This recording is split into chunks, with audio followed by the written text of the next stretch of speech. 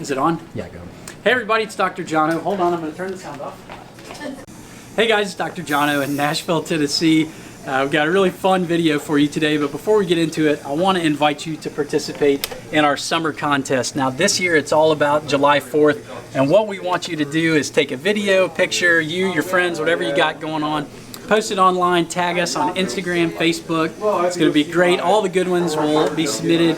Enter for prizes. It's going to be a lot of fun. Hope you guys join. Now, subject today is going to be what we call Invisalign 90-10 cases. This is a term that we got from our good friend Dr. Willie Diane up in Toronto. And so it's about Invisalign. Now, as Tennessee's only diamond provider, we have tons of experience with Invisalign. We've seen it all. Easy cases, hard cases, everything in the middle, and with that comes a lot of learning. So 90-10 means you're going to have a case where 90% of the treatment is done with aligners and 10% will be done with some kind of braces. And the reason why we do that is through all of our experience, over 1,200 cases, maybe more, 1,500, somewhere around there.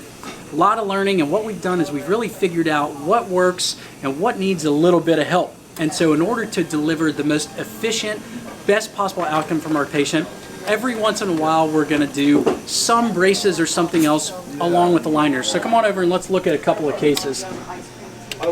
So the very first one, what you see is this patient's main issue was this tooth, which was kind of back. And so in order to move this guy forward, that's a really challenging movement with aligners. And so what we did was we actually put a few braces, kind of widened things out, made a little bit of space, brought the tooth forward, and then I'll show you the next picture.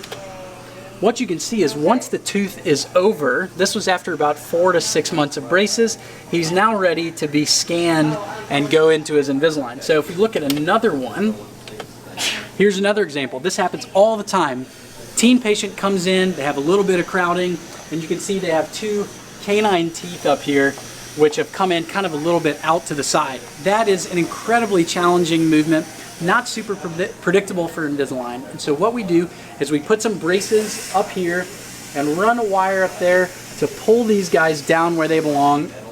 Once you get to this point, then the patient is ready to be scanned and go into their Invisalign, and it's smooth sailing.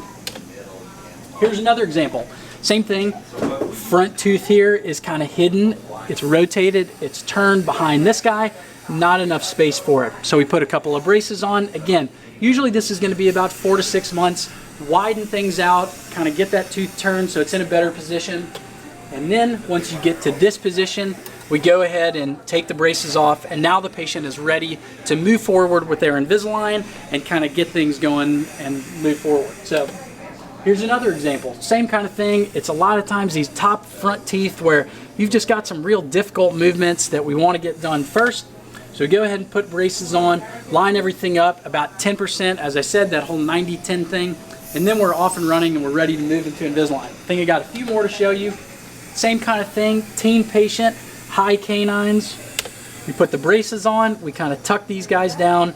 Once the patient is to this point, we can actually go ahead, use the iTero scanner, take a digital impression of the case with the braces on, and then the aligners are manufactured to fit over the teeth. They can virtually remove the braces, and then there we go.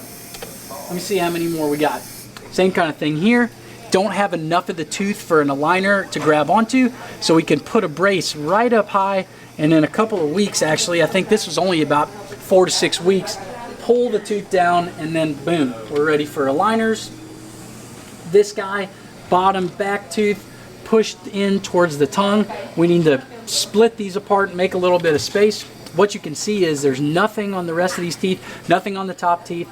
Once this guy's pulled over, then you're ready to switch to Invisalign. I think this is a pretty fun one. You got a tooth that's turned 90 degrees facing north-south when it should go east-west. Put some buttons on there, turn things around. We actually did this at the same time as we were using Invisalign on the rest of the teeth, and then we can remove these buttons and kind of keep going. So, question. Can we do this kind of stuff only with Invisalign? The answer is absolutely yes. And what I'm going to show you is a case very similar to the first one. This patient works in sales, did not want any braces, so we went Invisalign only. This is a really tough one. You got what we call an anterior crossbite, where the front tooth is hidden behind these bottom front ones. I said, look, man, you're gonna have to be the best possible patient. You have to wear these things 22 hours a day, every single day, 7 days a week. He said, Doc, I got it.